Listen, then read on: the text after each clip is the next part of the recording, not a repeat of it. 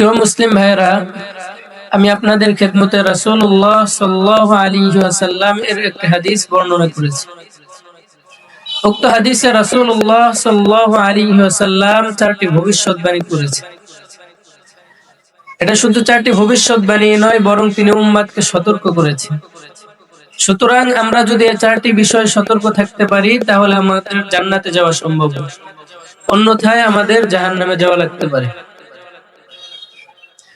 রাসূলুল্লাহ সাল্লাল্লাহু আলাইহি ওয়াসাল্লাম বলেন, লা ইয়াবকা মিনাল ইসলামি ইল্লা ইসমুহু, যে কেবল ইসলামের নামে অবশিষ্ট থাকবে, আর কিছুই অবশিষ্ট থাকবে না।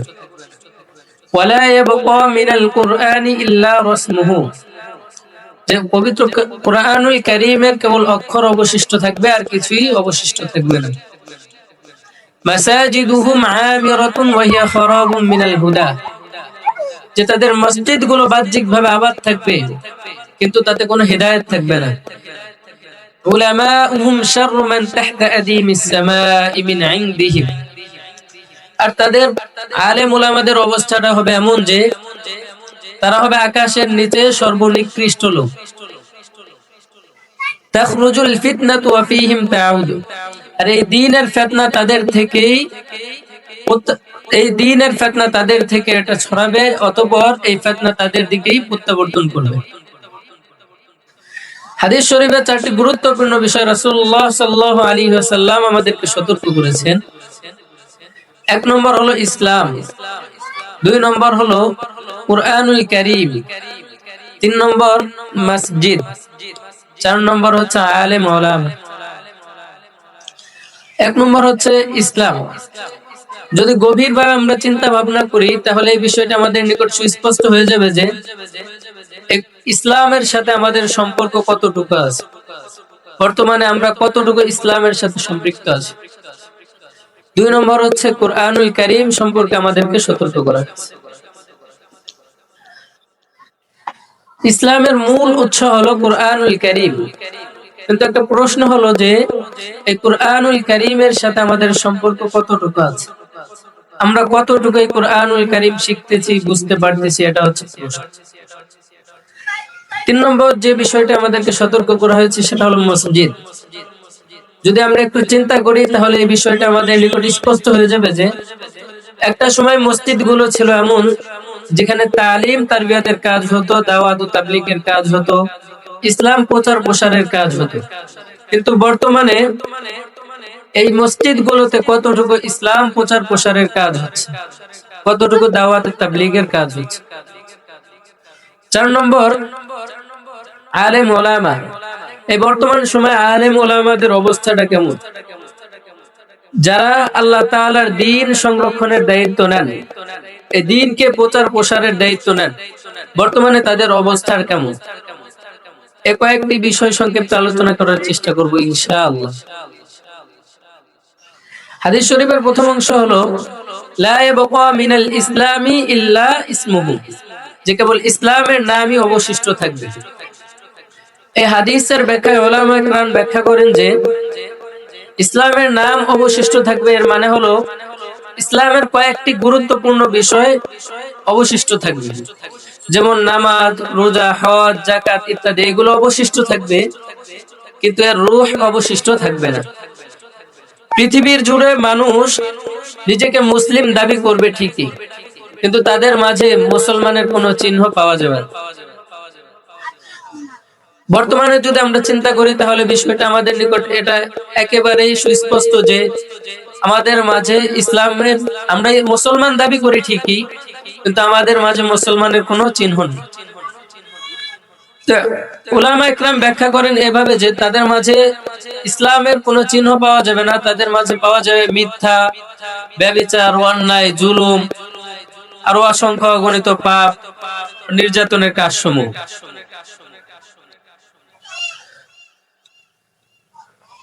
যদি আমরা এই বিষয়টি দেখতে চাই যে আসলে ইসলাম আমাদেরকে কি দিতেছে, তাহলে ইসলাম, একজন মানুষ যখন প্রকৃত মুমিন মুসলমান হতে হবে, তখন তার ইসলাম জানতে হবে।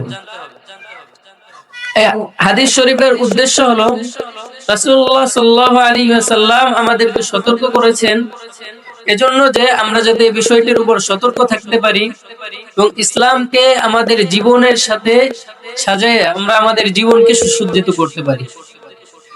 জীবনের প্রতিটি মুহূর্ত যেন ইসলামের নির্দেশ অনুযায়ী পালন করতে পারি। যদি আমরা এভাবে ইসলামকে নিয়ে আমাদের জীবনকে সুসজ্জিত করি তাহলে মৃত্যুর পর আল্লাহ চাহে তো প্রথম ধাপেই জান্নাতে যাওয়া সম্ভব হবে। আর যদি আমরা আমাদের জীবনকে ইসলামের নির্দেশ অনুযায়ী সাজাইতে না পারি তাহলে প্রথম ধাপে জান্নাতে যাওয়া সম্ভব হবে না। যদি ঈমান থাকে তাহলে পরবর্তীতে জান্নাতে যাওয়া সম্ভব হবে। যদি ঈমান থাকে তাহলে পরবর্তীতে জান্নাতে যাওয়া সম্ভব হবে। আর একজন মুমিন যখন ইসলামকে জানতে চাবে, ইসলামকে পরিপূর্ণভাবে জানতে হলে অত্যন্ত পক্ষে তার 6টি বিষয়ে শিক্ষা করা লাগবে, 6 বিষয়ের জ্ঞান অর্জন করা লাগবে। 1 নম্বর হচ্ছে আকীদা, 2 নম্বর হচ্ছে ইবাদত, 3 নম্বর হচ্ছে মুআমালাত, 4 নম্বর মুআশারাত, 5 নম্বর আখলাকিয়াত, 6 নম্বর হচ্ছে সিয়াসিয়াত। 1 নম্বর হচ্ছে আকীদা তথা ঈমান ও বিশ্বাস সম্পর্কে ইলম। কেননা আমরা যদি ঈমান ও বিশ্বাস সম্পর্কে ইলমটা অর্জন না করি, আল্লাহ তাআলার উপর ঈমান বিশ্বাস স্থাপন না করতে পারি, তাহলে আমরা বেঈমান হয়ে যাব। কেননা ঈমানের সামান্য ভুল মানুষকে বেঈমান বানায় দেবে। 2 নম্বর হচ্ছে ইবাদত তথা আল্লাহ তাআলার বন্দেগী করা সম্পর্কে ইলম আমাদের শিক্ষা করতে হবে। আর যদি আমরা এই আল্লাহ তাআলার বন্দেগী করা ইলম অর্জন না করি তাহলে আমাদের কোন ইবাদতে আল্লাহ তাআলার নিকট কবুল হবে না। যেমন নামাজ, রোজা, হজ, যাকাত এগুলো কোনো কিছুই আল্লাহ তাআলার নিকট কি হবে না, কবুল হবে না। 3 নম্বর হচ্ছে মুআমালাত তথা লেনদেন সম্পর্কে ইলম। যে বিষয়টা ছাড়া আমরা হালাল হারাম বুঝতে পারবো, ব্যবসা বাণিজ্যের ক্ষেত্রে হালাল হারাম কি করতে পারবো না, বুঝতে পারবো না। 4 নম্বর হচ্ছে মুআশারাত তথা সামাজিকতার ইলম। যা ব্যতীত মানুষের সাথে কেমন আচরণ করতে হবে, অন্যান্য প্রাণীর সাথে কেমন আচরণ করতে হবে, এটা আমরা কি করতে পারবো, শিখতে পারবো। আর এইটা যখন না শিখতে পারবো তখন সমাজে শান্তি শৃঙ্খলা নিরাপত্তা প্রতিষ্ঠা করা কিনা সম্ভব নয়। 5 নম্বর হচ্ছে আখলাকিয়াত তথা চরিত্র সম্পর্কে ইলম।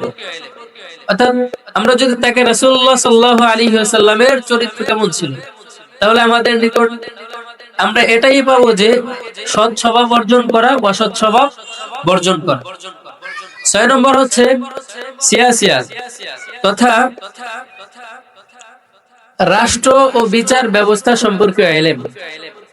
যদি আমরা এই রাষ্ট্র বিচার ব্যবস্থা সম্পর্কে ইলম অর্জন না করতে পারি তাহলে আমরা মানুষ হিসেবে আমাদের মাঝে ঝগড়া বিবাদ ফিতনা ফাসাদ হওয়াটাই স্বাভাবিক।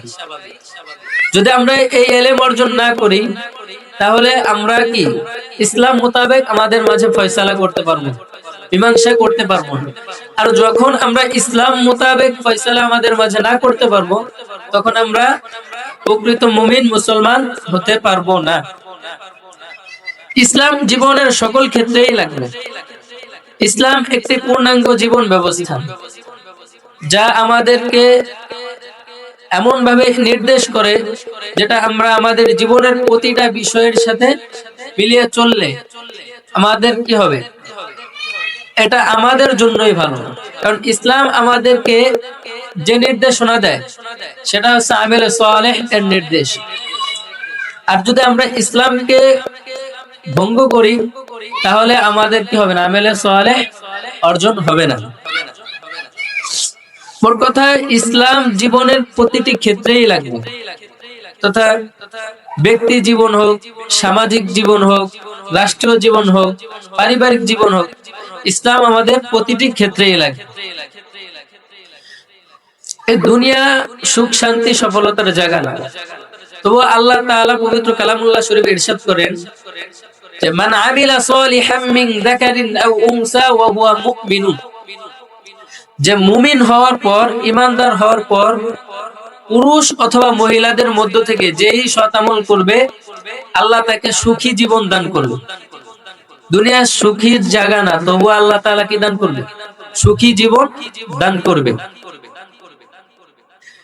فَلَنُحْيِيَنَّهُمْ حَيَاةً طَيِّبَةً وَلَنَجْزِيَنَّهُمْ أَجْرَهُمْ بِأَحْسَنِ مَا كَانُوا يَعْمَلُونَ।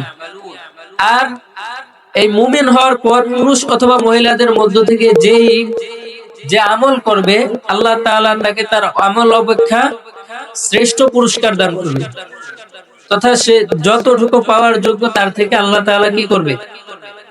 বেশি দান করবে। আসলে আমরা অনেকেই মনে করি যে টাকা পয়সাই আসলে এই দুনিয়ার সুখ শান্তি সফলতা। আসলে এটাই কি দুনিয়ার সুখ শান্তি সফলতা? আমরা যদি একটু চিন্তা করি তাহলে আমরা দেখতে পারবো যে অনেক টাকা পয়সা, অনেক গাড়ি বাড়ির মালিক অনেক দুঃখে কষ্টে জীবন যাপন করছে। তাহলে দুনিয়াতে টাকা পয়সার মালিক হওয়ার সত্ত্বেও সে দুঃখে কষ্টে জীবন যাপন করছে। তাহলে তো আমরা দেখতেই পারলাম যে টাকা পয়সা থাকা সত্ত্বেও টাকা পয়সা কি না, সুখ শান্তির চাবিকাঠি না। এবার যদি আমরা হাদিস থেকে দেখি যে আসলে সুখ শান্তি সফলতা কি, রাসূলুল্লাহ সাল্লাল্লাহু আলাইহি ওয়াসাল্লাম ইরশাদ করেন, ক্বাদ আফলাহা মান আসলামা, সৌভাগ্যবান ওই ব্যক্তি, সফল ওই ব্যক্তি, মান আসলামা, যে ব্যক্তি ইসলাম ধর্ম গ্রহণ করেছে, ওয়া রুজিকা কাফাফান, আর আল্লাহ তাআলা তাকে পরিমাণ মাফিক রিজিক দান করেছে, তথা তার যতটুকু প্রয়োজন ততটুকু কি আল্লাহ তাআলা তাকে রিজিক দান করেছে। আল্লাহু তাআলা, আর আল্লাহ তাআলা তাকে যে রিজিক দান করছে সে সেই রিজিকের উপর সন্তুষ্ট, তথা আল্লাহ তাআলা তাকে যতটুকু দিয়েছে সে ততটুকুর উপর কি আল্লাহ তাআলার উপর সন্তুষ্ট হয়েছে। তাহলে আমরা হাদিস দ্বারা দেখতে পারলাম যে যে ব্যক্তি ইসলাম ধর্ম গ্রহণ করবে অথবা আল্লাহ তাআলা তাকে যতটুকু দান করবে সে ততটুকুর উপর সন্তুষ্ট যদি থাকতে পারে তাহলে সেই ব্যক্তি কি সফল, সুখ শান্তি সফলতার অধিকারী সেই ব্যক্তি। আমাদের আসলে দিন, যে আমরা যে দিন শিক্ষা গ্রহণ না করি তাহলে আমাদের কি ক্ষতি? যদি দিন না শিখি, ইসলাম না শিখি, তাহলে আমাদের অনেক ক্ষতি রয়েছে। যেমন আমরা যদি কোরআনুল কারীমের দিকে তাকাই তাহলে আল্লাহ তাআলা সুস্পষ্ট ভাবে ঘোষণা করেছেন যে ومن أعرض عن ذكري فإن له معيشة ضنكا ونحشره يوم القيامة أعمى قال رب لم حشرتني أعمى وقد كنت بصيرا قال كذلك أتتك آياتنا فنسيتها وكذلك اليوم تنسى। আল্লাহ তাআলা পবিত্র কালামুল্লাহ শরীফে ইরশাদ করেন, যে ব্যক্তি আমার স্মরণ থেকে বিমুখ হয়ে থাকে তার জীবন সংকীর্ণময় হয়ে যাবে। অর্থাৎ যার নিকট আমার দাওয়াতের কাজ আসছিল, দাওয়াত নিয়ে মানুষজন আসছিল, সেই কাজ থেকে কি করছে? আল্লাহ তাআলার স্মরণ থেকে বিমুখ হয়েছে, তার জীবন সংকীর্ণ হয়ে যাবে। আর কিয়ামতের দিন তাকে অন্ধ অবস্থায় উঠাবে। যখন আল্লাহ তাআলা তাকে অন্ধ অবস্থায় হাসরের ময়দানে উঠাবে তখন সে আল্লাহ তাআলাকে বলবে যে হে আমার রব, আপনি কেন আমাকে অন্ধ অবস্থায় উঠালেন? অথচ আমি দুনিয়াতে তো চক্ষুষ্মান ছিলাম, দুনিয়াতে তো আমি সবই দেখতে পাতাম, এখন আপনি কি জন্য আমাকে অন্ধ অবস্থায় উঠালেন? তখন আল্লাহ তাআলা বলবেন যে দুনিয়ায় থাকতে তোমার নিকট আমার দাওয়াত নিয়ে গেছিল, তখন তুমি আমার স্মরণ থেকে যেমনি ভাবে বিমুখ হয়েছিলে ঠিক সেভাবেই আজ তোমাকেও ভুলে যাওয়া হবে। আল্লাহ তাআলা আমাদের সকলকে আল্লাহ তাআলাকে বেশি বেশি স্মরণ করার তৌফিক দান করুন। যতটুকু আলোচনা করো আল্লাহ তাআলা আমাদেরকে বোঝার, অন্যদেরকে বোঝানোর তৌফিক দান করুন। আমিন।